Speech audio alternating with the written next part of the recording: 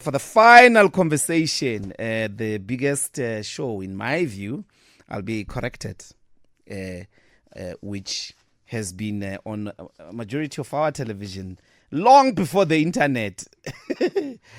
Sieve de Laan. We're joined by one of the directors, Miss Govender. Welcome to Power Talk. Oh, Danke. It's very nice to be here. Thank you so much. I loved the conversation you had with Ibrahim. That movie is incredible. Yeah. I just want to pump that movie. It's really wonderful, and I think all South Africans will enjoy it. Yeah. So are you a home language Afrikaans speaker? No, absolutely not. How do you come to direct Sieve de Laan? Well, I was there for a short while as one of the directors. There's many directors on that show, or the show has ended now. But there's a host of directors, and I was really excited when they did ask me to come and join their directing team. So I was surprised because, Afrikaans is a second language for me, and something that I learned at our wonderful Bantu education system. Not so wonderful, Jesus. And but it opened my eyes in many ways to how I wish that the love of Afrikaans was taught to us back in the 80s and 90s, or 70s for older listeners, because it is an incredible language. It's an African language. And I think for me, that is something that I then grew to appreciate and love. And I think parts of you have got to divorce. A lot of people think you can't, and I think in order for a nation to grow, you've got to divorce the language from every language. I mean, English that we are both speaking right now, Doc, is people can argue is a language of the colonizer. But on the other hand, the way in which we speak it is so South African. Our pronunciations, our accents, so all languages are dynamic. All languages are in flux. And I think what we have to remember is, in order for us as South Africans to go and to, I won't say wrestle, because I used to wrestle with who we are, and wrestling is a tough thing. I'm more about embracing who we are. We've got to say, yes, Afrikaans comes from a particular culture, but there's wonderfulness in that culture that we need to embrace, and Afrikaans is African. I mean, it's got the word Africa in it. And that, for me, is something that changed when I was at my time at Sieve de Laan. Yeah. And directing, writing in Afrikaans, got two questions, really. The contribution, as it were, of Sieve de Laan to South Africa's ambition of rainbowism, rainbow nation, the diversity on the one hand from the actual storytelling perspective, but as well as the cast. And then the second one for me is the life that it portrayed. Do you think that life actually exists in South Africa in real time? Yes. Look, I think in many ways, when I was there as a director, as I said, my period was short, but what I appreciated is a couple of times on set, because I would listen, and next to me would be a language expert, and that language expert will say, "No, Krijay, you've got to cut," and I'm no, he's there with the emotions, we have to go, and they're going, "Don't forget that high school kids are watching the show for language." And I was like, "Oh, okay, let's cut." And then we'd correct something that one of the actors did. And then at first it's very frustrating for you as because I'm looking at the drama and the passion and all of that. And then I got to understand that one of the reasons that Sieve de Laan was so popular with non- or second language Afrikaans speakers or non-Afrikaans speakers was, in some ways, they were kind of like the custodian of Afrikaans because it was on SABC. It wasn't in a bubble. SABC is watched by all South Africans, or was back then. Sorry, there's a helicopter going. It's not great for both of us. Okay. But so I understood that, and I went, okay, fine, let's cut, let's re-go for that take. And the reason for that is because I agree with your last speaker that whilst, the language belongs to the people, I think there's also got to be, for writers, there've got to be standards, which us as common folks don't understand. But in writing, writers are a different breed of people. Yeah. Writers of any language, whether you are a Zulu or Xhosa, or the writing is important, and the language to writers are much more important. So if they find themselves as custodians of that language, then I don't think we must judge them. I think you embrace it and go, because it only improves our experience of how we then engage and experience a language. The writers are important. The stories that writers write are important, and then of course other creatives and how we tell it. So my thing about Afrikaans is that one needs to realize that it is an African language. It needs to be embraced, and I hope that even people that are very protective of that language would realize that old saying that if you love something, let it go. See how wonderful it can develop, and see how other cultures can embrace it, and you will be surprised.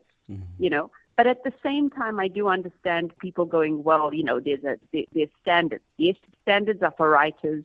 Just like in English, we always tend to go back to Shakespeare, particularly if you're in my industry, which is the creative arts. Yeah. And it's not because Shakespeare was boring or it's because Shakespeare is really, grapples with the human condition. And I think as long as Afrikaans grapples with the human condition, it's a language to be embraced in our country.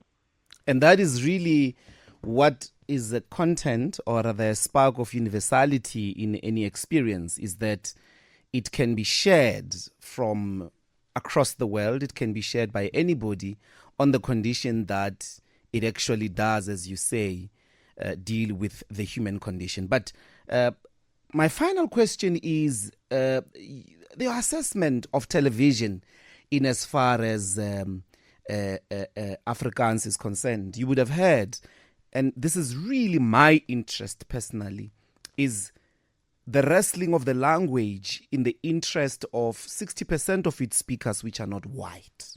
Yes.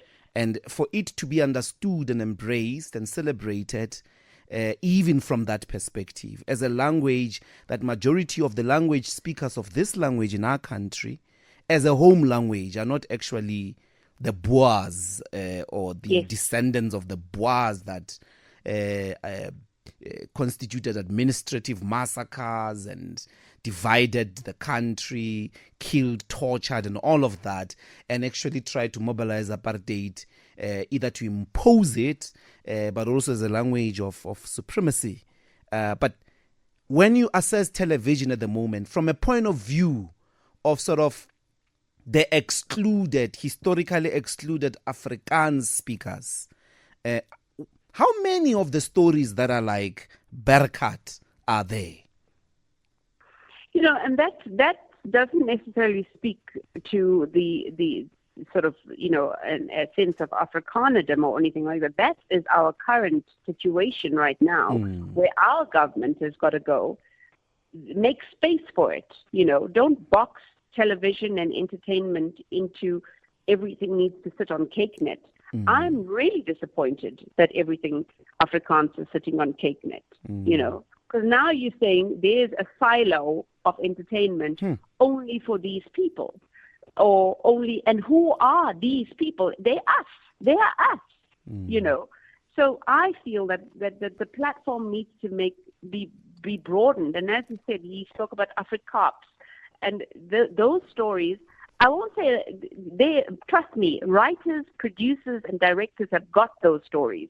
What we don't have is the funding and opportunity to tell those stories to a larger audience, And if you look at like Hollywood, for example, and the way in which they've creatively stolen bits of Afrikaans in some of their films, that's ours. That's not just the Afrikaners, that's ours.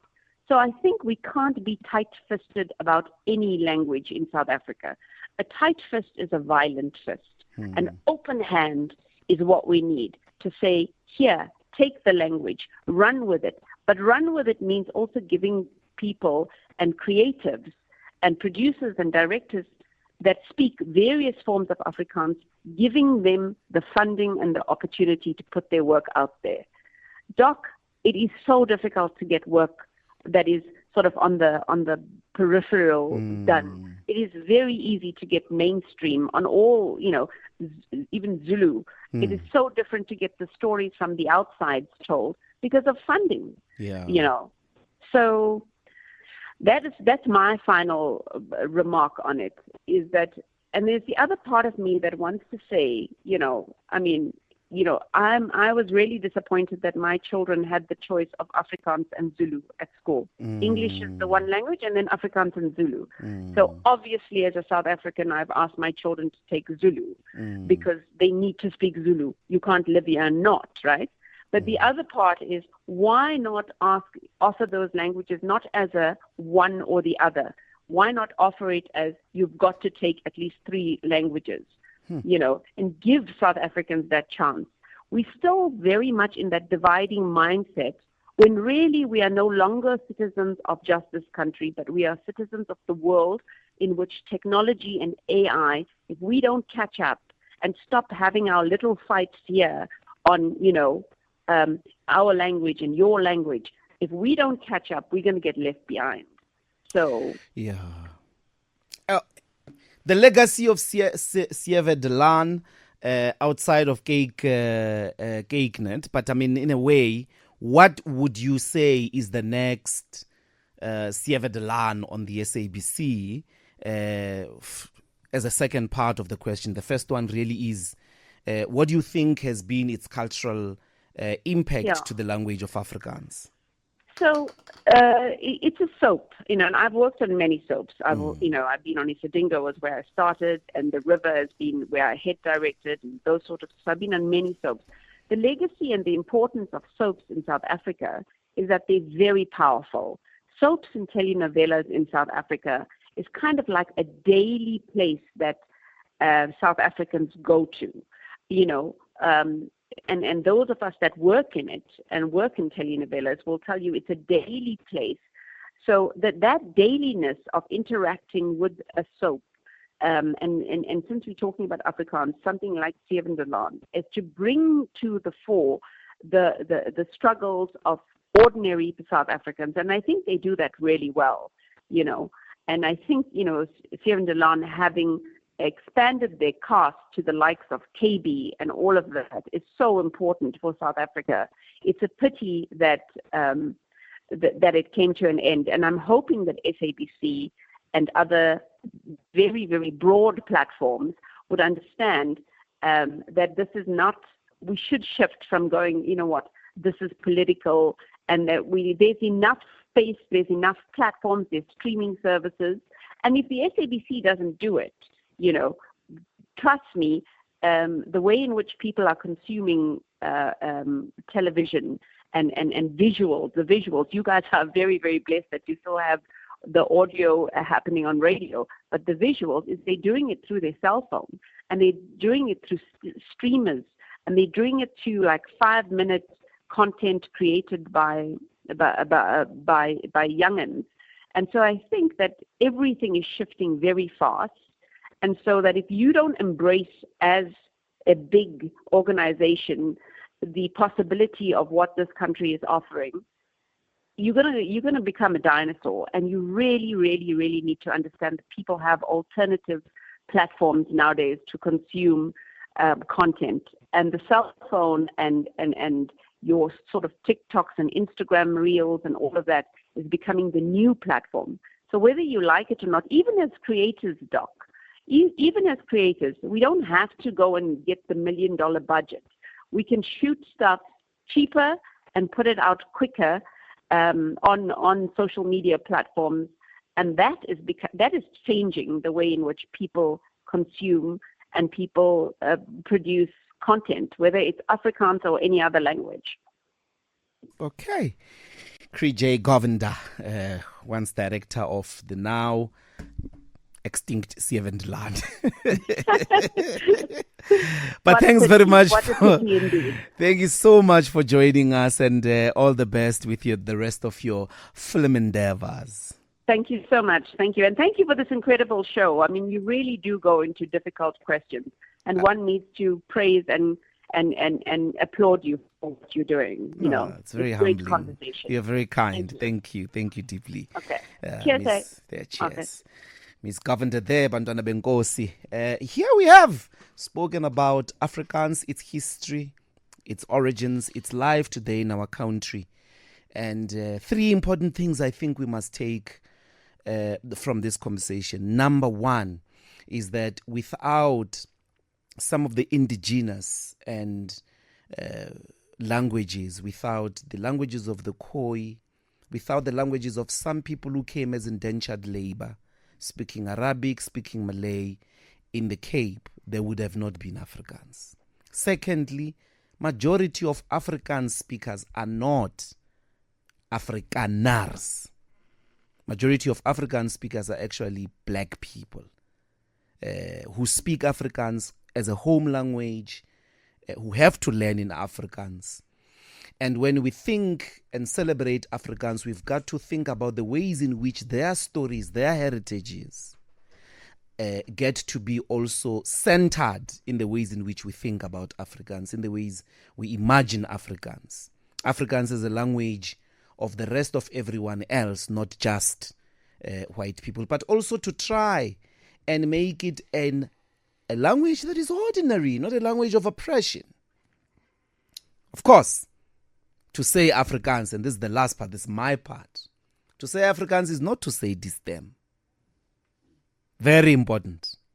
To say Afrikaans is not to say distem. Distem is a symbolic anthem of the apartheid state, together with God Save the King or the Queen, depending on which era they were singing. But Afrikaans can be wrestled even from the history of that anthem as a praise to a racially exclusive state.